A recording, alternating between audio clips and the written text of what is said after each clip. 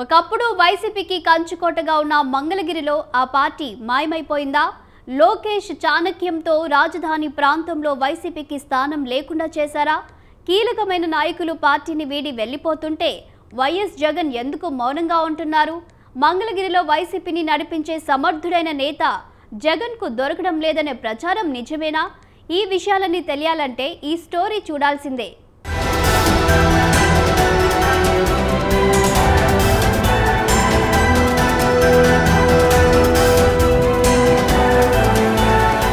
దాదాపు 30 ఏళ్లుగా టీడీపీ అభ్యర్థి గెలవని నియోజకవర్గం. వరుసగా 2 సార్లు వైసీపీ గెలిచి కంచుకోటగా మార్చుకున్న నియోజకవర్గం. కానీ ఇప్పుడు అక్కడ వైసీపీ జెండా కట్టే నాయకుడు కూడా కనుమరుగయ్యే పరిస్థితికొచ్చింది. అదే రాజధాని పరిధిలోని మంగళగిరి నియోజకవర్గం. ఇప్పుడు ఈ నియోజకవర్గమే రాజకీయ వర్గాల్లో తీవ్ర చర్చనీయాంశంగా మారింది. ప్రస్తుతం మంగళగిరి నియోజకవర్గంలో ఇప్పుడు కాకడా పెట్టి వెతికినా వైసీపీ నాయకుడు కనిపించటం లేదట.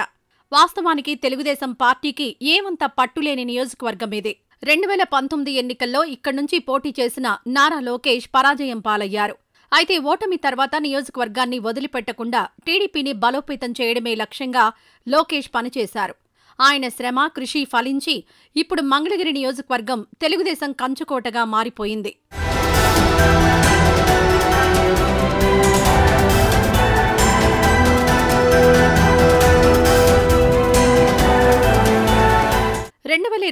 ఎన్నికలలో లోకేష్ ఈ నియోజకవర్గం నుంచి 90,000 పైచిలుకు ఓట్ల మెజారిటీతో విజయం సాధించారు.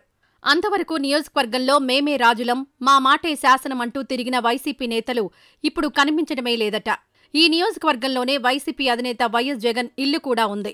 కానీ వైసీపీ జెండా మోసే నాయకులు మాత్రం ఇప్పుడు కనపడ్డం లేదనే చర్చ జరుగుతోంది. వైసీపీ పార్టీ కేంద్ర కార్యాలయం కూడా ఉన్న ఈ నియోజకవర్గంలో పార్టీ పూర్తిగా ఖాళీ అయిందట.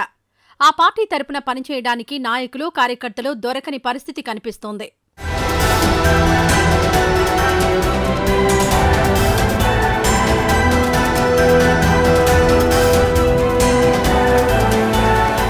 వైసీపీ హయాంలో ఎంతో మంది నాయకులు, కార్యకర్తలు అంతా తామై వ్యవహరించారు. ప్రజల వద్ద కూడా రుబాబుగా మాట్లాడేవారు. కానీ ఇప్పుడు పరిస్థితి పూర్తిగా మారిపోయింది. అప్పట్లో ఫోజులు కొడుతూ తిరిగిన నాయకులు ఇప్పుడు ఎంత త్వరగా పార్టీ మారితే అంత బెటర్ అనేలా చూస్తున్నారట. తాజా అసెంబ్లీ ఎన్నికల్లో వైసీపీ తరపున పోటీ చేసిన మురుగుడు లావణ్య ఫలితాల తర్వాత అసలు బయట కనపడటం లేదు. ఆమె మావయ్య హనుమంతరావు ఇప్పటికీ వైసీపీలోనే కొనసాగుతున్న పార్టీ కార్యక్రమాల్లో క్రియాశీలకంగా లేరనే చర్చ జరుగుతోంది. ఆయన కూడా టీడీపీ వైపు చూస్తున్నారని, అటువైపు నుంచి సిగ్నల్ వచ్చిన వెంటనే పసుపు కండువా కప్పుకోవడం ఖాయమనే టాక్ వినిపిస్తోంది.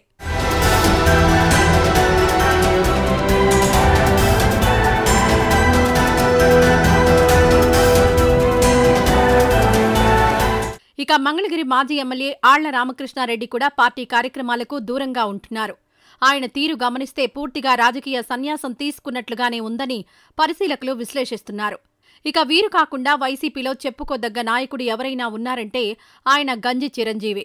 గత ఎన్నికలలో వైసీపీ అభ్యర్థిగా నియోజకవర్గం నుంచి పోటీ చేయాలని ఆశించి భంగపడిన గంజి చిరంజీవి వైసీపీని అంటిపెట్టుకునే ఉన్నారు. కానీ పార్టీ ఘోర పరాజయం తర్వాత ఆయన వైఖరి మారింది. పార్టీకి దూరం జరగడమే కాదు, జనసేనకు దగ్గరయ్యారు. అతి కష్టం మీద పవన్ కళ్యాణ్ నుంచి గ్రీన్ సిగ్నల్ పొంది జనసేన గూటికి చేరిపోయారు.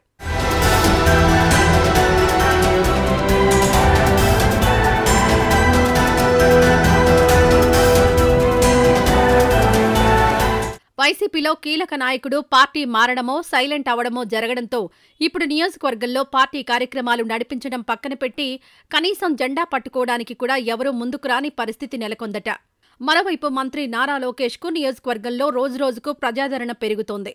ప్రజా దర్బార్లో ఆయన నిత్యం అందుబాటులో ఉంటూ ప్రజా సమస్యలను పరిష్కరిస్తున్నారు. కష్టంలో ఉన్న ప్రతి వారికి నేనున్నానంటూ అండగా నిలుస్తున్నారు. దీంతో జనం స్వచ్ఛందంగా ఆయన నాయకత్వానికి మద్దతుగా తెలుగుదేశం పార్టీ సభ్యత్వం తీసుకోవడానికి ముందుకొస్తున్నారు. ఈ ఒక్క నియోజకవర్గంలోనే 75,000 సభ్యత్వాలు అయ్యాయంటే టీడీపీ ఎంత తీవ్రంగా కష్టపడుతుందో గమనించవచ్చు.